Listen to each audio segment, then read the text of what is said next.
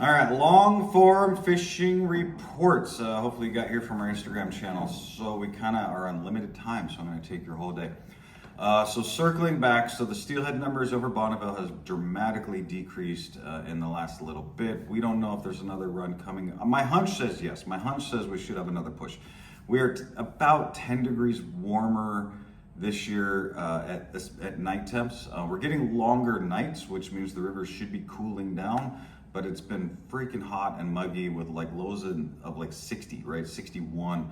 And that really keeps the river temps up. So it looks like the mixing tower on the Deschutes, they've dropped it. Now we're getting highs of like 67, on the hot days, like 68 down at Moody, which means mopping is like rock and roll. There's going to be no problems there whatsoever. It's actually going to be really good temps through Moppin. And then Warm Springs, I think it's coming out of the dam. It's something like 58 degrees. So it looks like they have cooled the water and they've put more bottom into that whole mixing tower situation. Whatever, it sucks. It is what it is at this point. But it looks like that happened. And so we should be, temps should be, especially after this we're getting some rain, possibly Saturday, possibly Sunday. From what I see for sure, Monday, Tuesday. That rain will significantly help and really start getting migration going for all of our anadromous species.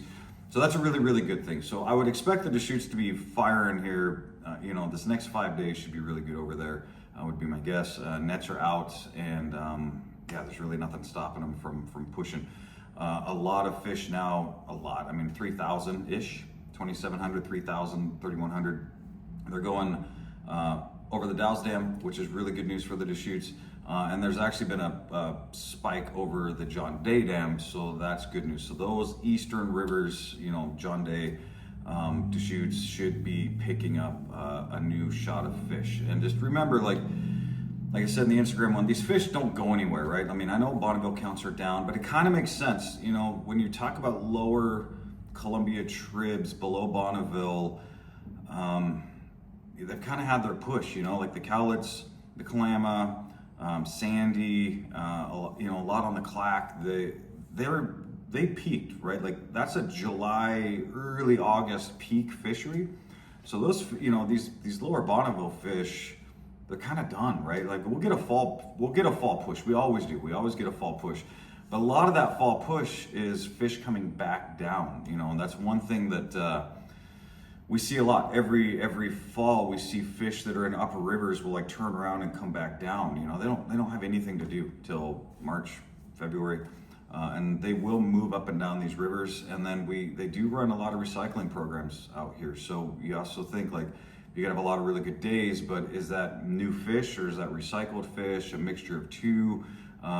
We've seen a lot of Lewis fish in the Kalama and vice versa. They go wherever the hell they want. So it's not always accurate. Our hunch and how our day's fishing go isn't necessarily reflective of the actual numbers in the river because things do different things, if that makes sense. So, but our lower Columbia rivers have peaked. They peak in, I would say August 1st, on average. So all these are for new fish are going to be tapering down, and Deschutes makes sense because that should be tapering up. John Day should be tapering up because those fish got to get over those dams, and they are going over those dams. So long story short, I would expect east of the Cascades to start picking up some significant numbers. It's been, ups and downs. The weather's been really hot. Fishing's been kind of all over the board, depending on who you talk to. We've still got really great reports coming into the shop. A lot of our customers are catching fish, and you're probably watching this thinking like, well, yeah, I caught a few fish. Or maybe you're watching this and you're like, yeah, it kind of sucked. But that is steelheading, right? Regardless of numbers help for sure. But it's still, at the end of the day, it's still steelhead fishing. So you're gonna have to work for them. You're gonna have to put your time in. You're gonna have to kick ass. You're gonna have to move. You're gonna have to do all those things to find a fish, no matter how many numbers are around. So there's still a responsibility on your shoulders to get after it. So that's the steelhead thing. I still think we're getting another push. I honestly do, just based on weather, based on history, based on last winter, how that whole thing went, where the second wave was really, really late, like crazy late, and everybody had given up. Might be the case this year. We might see a huge push late October, right into November, early December of a whole nother batch of fish. When everybody's already given up, gone home, put away the rods, we get a lot of fair weather, summer only steelhead anglers. The winter numbers really drop off, and in general. But all the people trudging it out, will probably have a really, really good fall and get to rub it into the people that decided to stay home and give up. And if you give up, if you give up, you don't get to catch steelhead, so that's that. Going on to, we'll stick with the Nadgermiss. I expect to see a pretty big push of A-run silvers on the rivers that get them. I expect to see, I bet Wednesday, we're going to see quite a few A-run silvers running around these rivers. A-run silvers are much, much more difficult than B-run silvers as far as hooking, and they're a bit more lockjawed. The heat and the clarity really puts off silvers. If it's warm and it's clear, it's really tough coho fishing. So if we get some dirt in the rivers, we could have a couple really, really good days, like crazy good days. If we get enough rain to get some dirt in these rivers, they're going to clear back up really fast. We don't have the fall foliage dropping and all the organic matter to put some stain in the rivers like we will later on this month. Late September is usually, much better, just because leaves start falling and the rivers just get this like tea-ish kind of color to them based on just organic matter decomposing in the rivers. So that's usually a little better, but if we can get a little dirt in these rivers after this rainstorm, it will, and if we get some silvers, which I think we will, it's gonna friggin' rock and roll. I would fish smaller bunny leeches, not necessarily like the big honkers that we do for B-run silvers, but smaller bunny leeches, blacks, purples, blues, stuff like that. Dirty hose, things like that. You can strip those.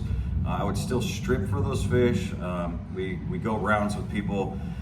You can swing for silvers, but we're talking about setting the hook twice versus setting the hook like a dozen times in a day, right? Stripping is really the way to catch salmon. Whether it be comets for Chinook or leeches and stuff for silvers, you really treat them more like brown trout than steelhead. Get in those deep pools and slower runs and strip flies through those, and you will catch way more fish, I promise you. It's cool to use your spay rod for salmon, but it's not as effective. So that's that. I would look for A-run silvers, absolutely. And I would also look for another big push of fall Chinook with this rain. This is all scent, salmon are very, very scent oriented. They smell in parts per billion. We get rain washing off their home river rocks and all that stuff, pushing out into the Columbia, pushing out to the Astoria. Their sniffers will be on and they will come home. So I think it should be good. I'm looking forward to it, and I'm expecting greatness. Sea run cutthroat on the coast after this rain should be great. We've been waiting for rain, we've been waiting for water, we've been waiting for anything to help cool these rivers and raise these rivers. So I would expect sea runs to be bonkers. It is time. It's absolutely time. And with a shot of rain is going to make all the difference in the world. So sea run cutthroat fishing, depending on when the rain hits the coast, Monday, Tuesday, Wednesday, if we get a lot of rain Thursday, Friday, should be really, really good. Swing muddlers for those. You can strip dries on the surface, whatever you want to do, as long as it moves, you're in play. So I love the chumpy fry. That's one of my favorite patterns out there for any sea run cutthroat fishing. And then small chubbies and heavy stompers, stuff like that, skated and stripped across the surface. If you want to catch them on surface, you absolutely can.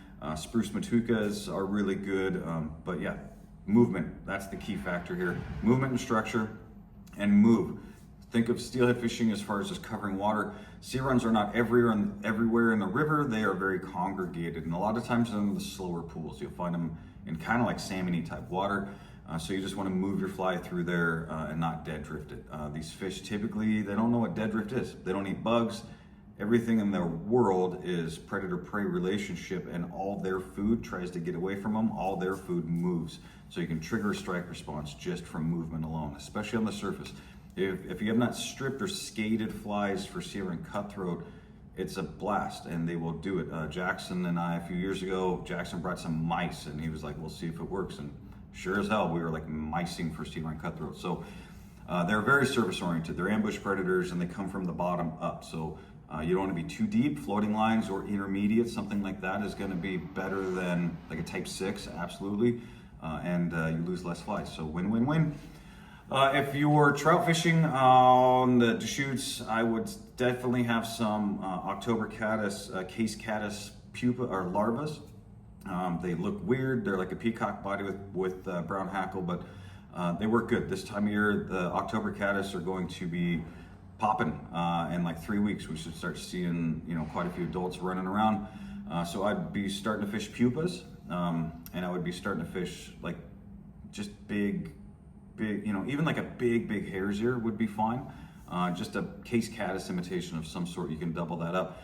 Even those girdle bugs, Bruce Berry's girdle bugs in the smaller size can be really good for just a case caddis imitation. Just something big, something that's down, something that big, buggy, dirty, gross type of fly. We'll get the job done for those.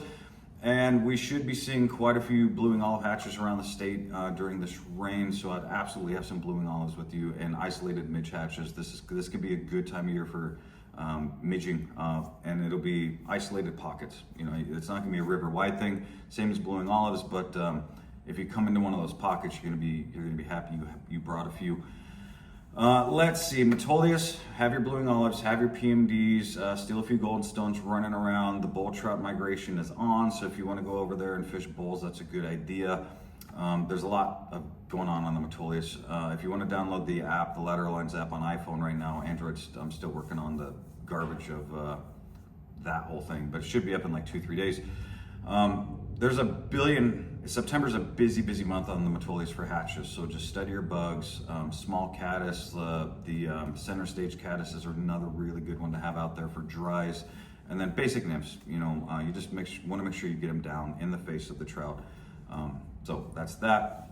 Crickets should be good unless it blows out. I'm not sure what the rain status is going to be over there, but small caddis, PMDs, blueing olives, that's pretty basic stuff over there. So, kind of the average everyday stuff. And then the McKenzie, we've got some hopper fishing still happening pretty strong. And then the McKenzie gets summer stones. And so you want to make sure you've got some stimmies or chubbies in like a size 8 range. If you're fishing till evening for sure, they get summer stones, and that's a pretty awesome hatch. The Deschutes doesn't really get them, so the McKenzie gets this late stone, and the upper Willamette gets this late stone fly. Summer stones. Anybody that's ever fished the Yakima is very aware of these bugs, and they can create really good fishing. So make sure to have some stone nymphs, stuff like that down on the McKenzie, and then just basic caddis, basic attractors, like it always works there. But focusing in on the bugs, summer stones are going to be an important one, and have some hoppers for you. So that is the scoop. There's a lot to do. Yeah, it's kind of time.